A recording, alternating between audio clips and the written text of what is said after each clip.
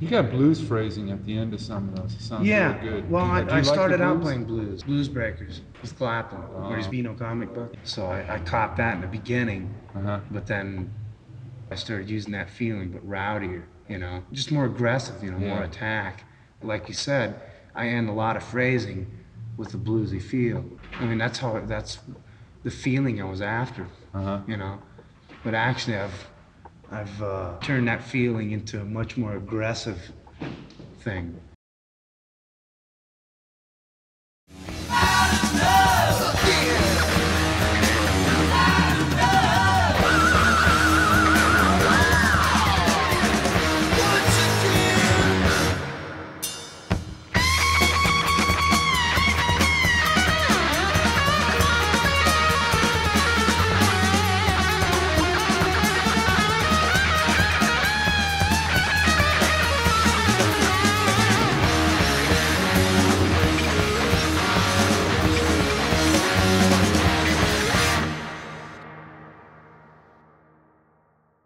I like phrasing. That's why I always like Clapton. Yeah.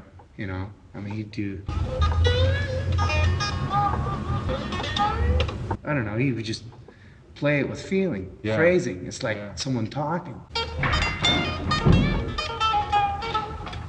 I could play real good blues. I mean, that's the feeling I was after. I'm just going to do a quick lesson for Outta Love again. It's not really very complicated. It's blues in E. Of course, I'm tuned to E flat, but we think in E. E, G, A, B, D, E. G again. A, B, D. And the riff is so simple. It's E on the 7th fret, 5th string, 5th fret, 5th string, D, back to E, 5th fret, 4th string is G. There's a little artificial harmonic in there. Play those 2 notes again, come to low G. But, little trick, he hammers into the very first note. He hammers open, E to B, and then plays it. So he does that before.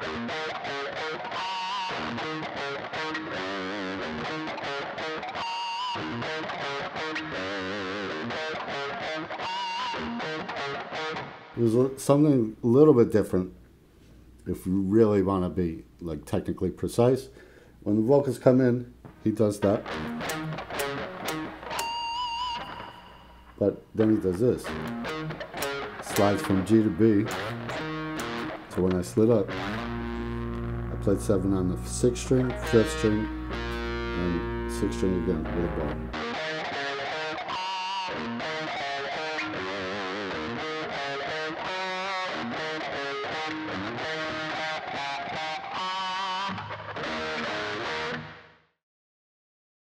And then we have this thing, what do they call it? I guess they call this a chorus. We're gonna just be playing chromatically, which means every fret. I have power chords, 5th string, 2nd fret, then 4 on the 4th string and 4 on the 3rd string, so it's 3 note power chords. This is B at the 2nd fret, we're gonna go B, C, C sharp, 2, 3, 4. And drop back 1 and do it again. 3, 4, 5, drop back again. 4, 5, 6, 5, 6, 7. That was 7 power chord coming from the 5th string, E, to a B flat power chord, 6th fret on the lower string. So that's 6, 8, 8 on this string set. 6, 5, 4 to 5. The first time it just does it like that. E, B flat, A. But the second time it does it, on your 5th string, play the open string, hammer out the 1st fret, and pull off. So after you come here, and you do this hammer pull off, just play G here, with your 3rd finger, and an E open 2 or open 2 2, it depending on when you want to hit 2 strings or 3 strings. I just lay my finger flat. E, B flat, A, hammer, pull, G.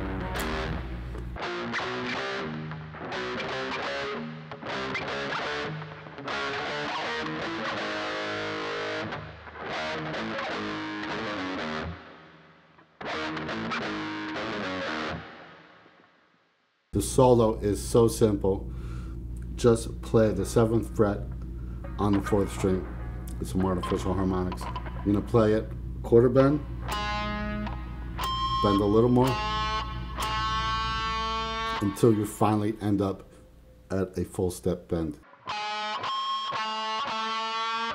Here, I'll do it with my first finger.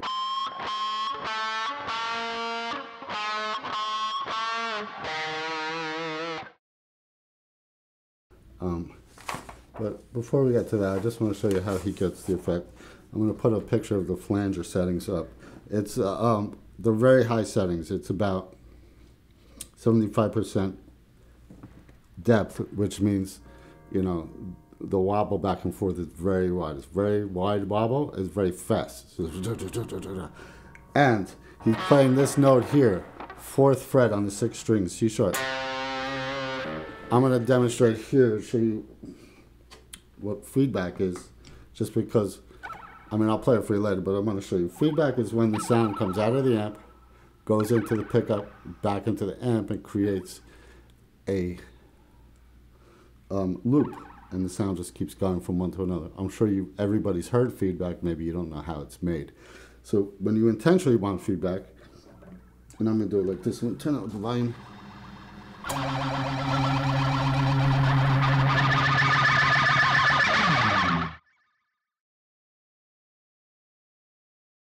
Yeah. Phrasing, it's like someone talking. Yeah. What do you think Makes today? you laugh or cry. Yeah. You know, endings.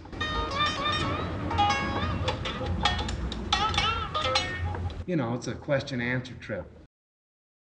I'm going to play the solo real fast. It's going to be tab, but I want to talk about the first phrase. This is a 1.5 fret bend. So if you're in the blues scale, E, G, A, B has to go to D, which is not 2 frets away, but 3 frets.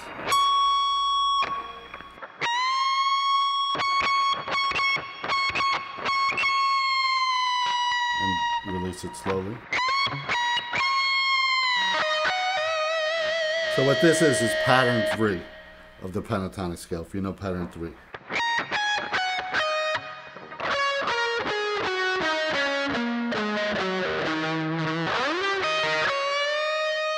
This is just pattern 1. Like I said, I'm going to put the tab up, but I just want to say pattern 1 with 2 extra notes. The extra note is the blue note, which is B flat, connects A, and B, for its purposes. Forms a tritone with the root. And the other note is F sharp, the 2nd degree of the scale. But when you add that F sharp, you can really hear the minor. That's going to be in the... See that? Pretty cool. He combined them both right there. G and A, F sharp. There's your flat 5. And there's another F sharp bent to G. That's the 2nd degree.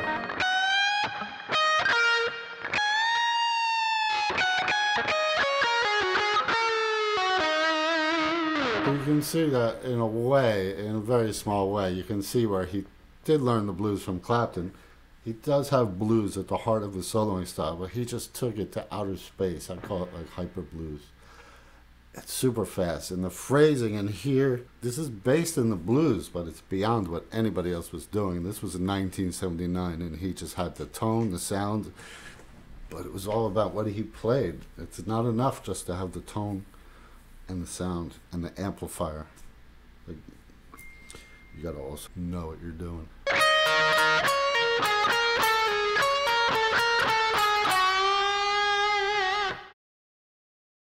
So one thing I want to talk about is these double notes. If you study Van Halen, look at his solos, look through his tabs, you're going to see every once in a while there's doubled up notes. And that's because the Van Halen style depends on what's called a downward pick slant, where you play with your pick down and you change strings on the upstroke. Whenever you see that extra note, it's usually there to give him a release point. So if you release on an upstroke with your pick slanted down, you're not stuck in the strings. You'll see when you play guitar for a while. The problems in the right hand are getting stuck in the strings as you switch from string to string. When he doubles this one, he does a pull off there. He ends on an up. So now he's changing the string.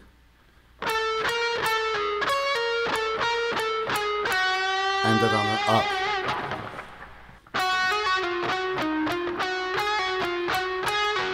That was again ended on an up.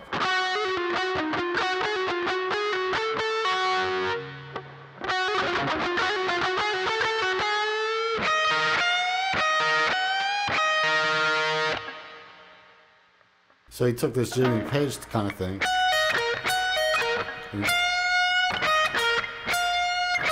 But it builds tension because he's like, and then higher pitches are associated with excitement and building in intensity. Finally, he pushes that one up far, 2 whole steps.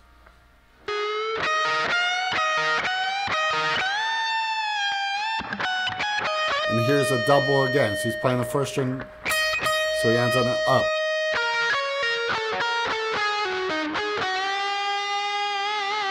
You see it from the first album all the way through Hot for Teacher and beyond. It's like he subconsciously figured out in his youth to change strings on an up, because I don't think he consciously thinks about it. I think he just plays, but every string changes on an up. He's a downward pick slanter. Because some people are like Jimmy Page slants his pick up and plays out, like you're like kind of throwing darts but sideways. For Eddie, you angle your pick downward. What I mean by that is instead of 90 degrees, it should be like that. I'm exaggerating. You just do about 10 degrees. Fun little tune to play. Very easy.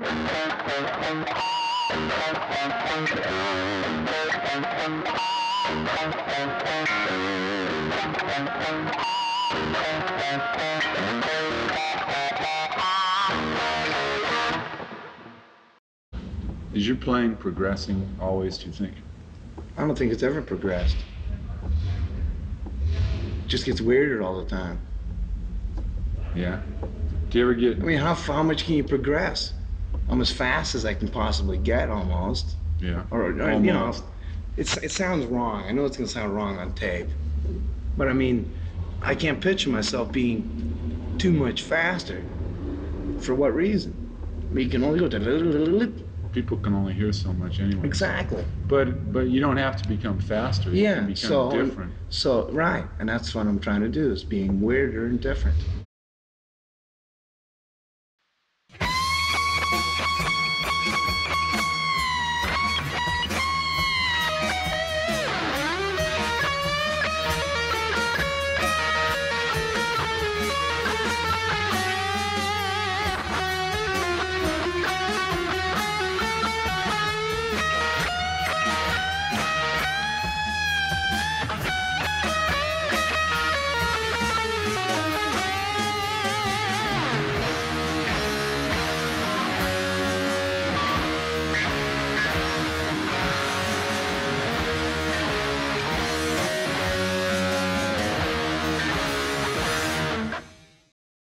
What do you think a good rock and roll song should do?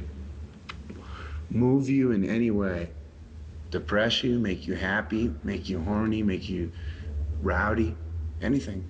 Mm-hmm. If it doesn't, it's like Fleetwood Mac. Excuse me. You know what I mean.